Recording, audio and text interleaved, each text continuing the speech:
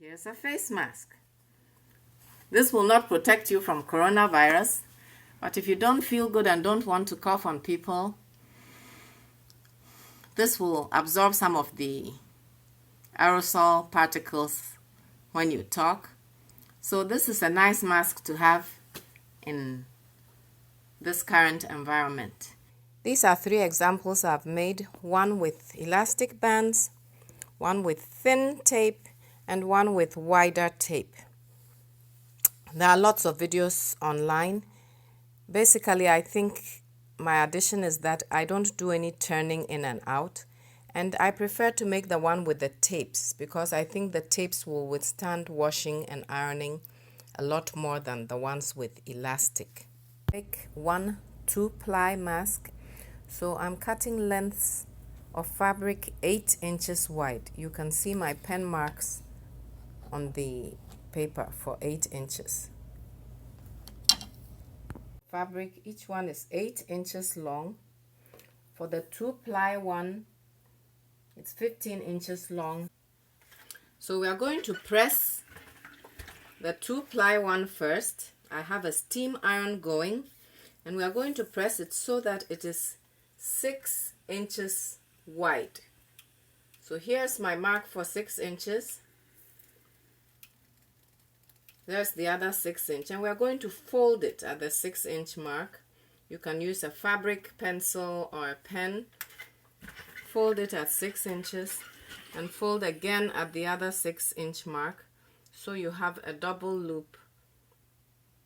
We are going to start marking our pleats. I've marked 1.5, 3, and 4.5 inches. I'll do the same thing on the other side. 1.5, 3, and 4.5 inches. This is where we are going to put our pleats. We are going to iron them in place, about a 1/2 inch pleat each. And if you have a steam iron, you can press these down very nicely, and you hardly need pins. Here's our second pleat. It has to be a little less than a 1/2 inch to give you some space between the pleats.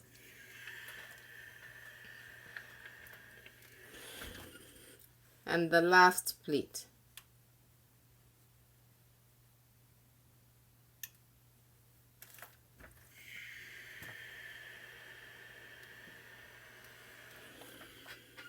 As you can see, you hardly need pins on this before you stitch, but I'll make it up to you whether you choose to put pins, in which case I will keep them away from the edge so you don't stitch them by accident.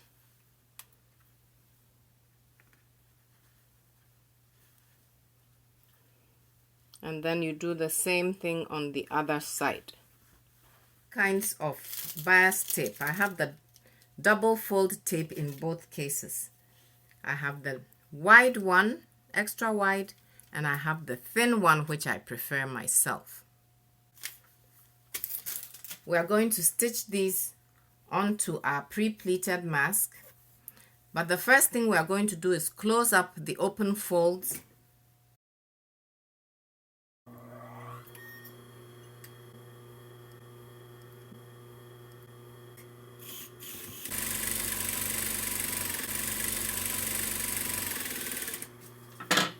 We are going to put the extra wide tape on the 2 pleats, and I'm going to have you mark at about 13 inches this length of tape, which is 32 inches long. So make a mark at 13 inches, which is where you'll start work, just so you know where to start attaching the tape. We'll open up the tape, and this is not going to show, so you can start stitching anywhere up top like that, and then join the fabric. As you can see, if you steam press, you don't need pins. You can just fold the pleats down and stitch.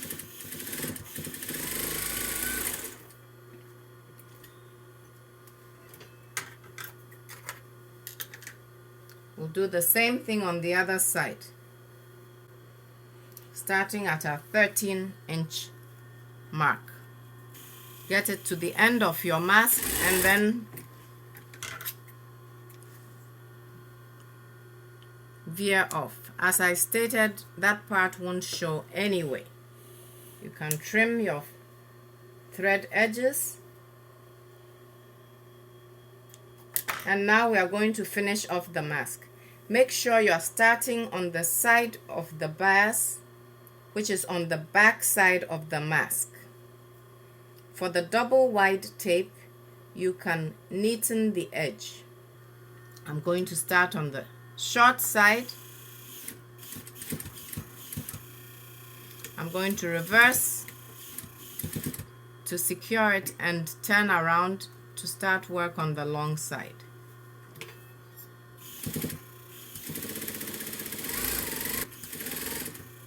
When you reach the mask, make sure to cover those stitches we did earlier, and once you reach the mask, reverse to secure your stitch again. Same thing on that edge, and then finish off. Towards the end, remember to fold again.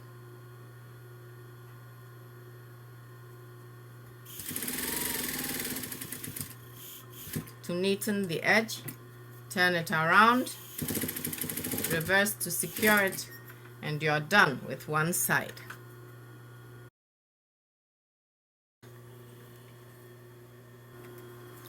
We are now going to do the narrow edge one. With that, I'll start 16 inches from one end. So I'll make my mark.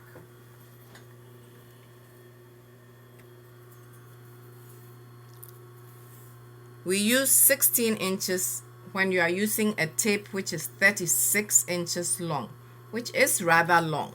Anywhere between 32 and 36 inches should be okay. This tape is narrower and you have to pay a little more attention.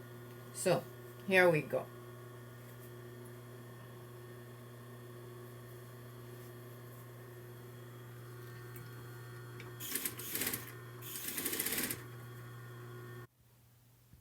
And as you can see on the 36 inch, there's lots of room with which to tie. So you could reduce it to about 32. And then we tie the bottom one. And here's a face mask. This is Dr. Amelia Laing, making use of the time where I'm at home and not at work.